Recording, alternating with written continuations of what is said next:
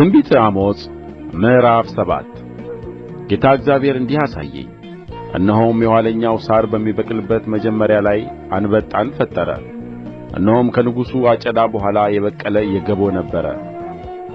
የምድሩንም ሣር በልተው ከጨረሱ በኋላ እኔ ጌታ እግዚአብሔር ሆይ ይቅር እንድትል እለምንሃለሁ፣ ያዕቆብ ታናሽ ነውና እንዴት ይቆማል አልሁ። እግዚአብሔርም ስለዚህ ነገር ተጸጸተ። ይህ አይሆንም ይላል እግዚአብሔር። ጌታ እግዚአብሔርም እንዲህ አሳየኝ። እነሆም ጌታ እግዚአብሔር በእሳት ለመፍረድ ጠራ፣ እርሷም ታላቁን ቀላይና ምድርን በላች። እኔም ጌታ እግዚአብሔር ሆይ እንድትተው እለምንሃለሁ፣ ያዕቆብ ታናሽ ነውና እንዴት ይቆማል አልሁ። እግዚአብሔርም ስለዚህ ነገር ተጸጸተ።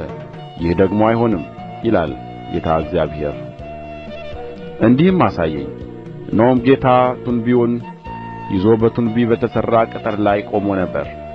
እግዚአብሔርም አሞጽ ሆይ የምታየው ምንድር ነው አለኝ። እኔም ቱንቢ ነው አልሁ። ጌታም እነሆ በሕዝቤ በእስራኤል መካከል ቱንቢ አደርጋለሁ፣ ከእንግዲህም ወዲህ ደግሞ አላልፋቸውም። የይስሐቅም የኮረብታው መስገጃዎች ይፈርሳሉ፣ የእስራኤልም መቅደሶች ባድማ ይሆናሉ።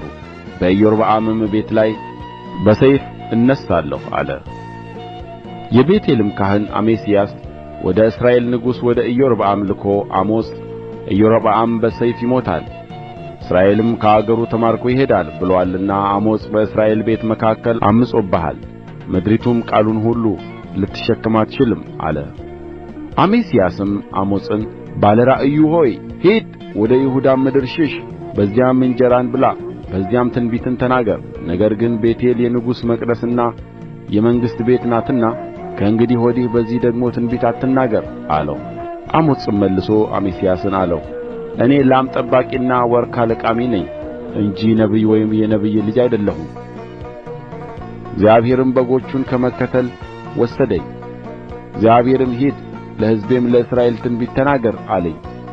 አሁንም የእግዚአብሔርን ቃል ስማ።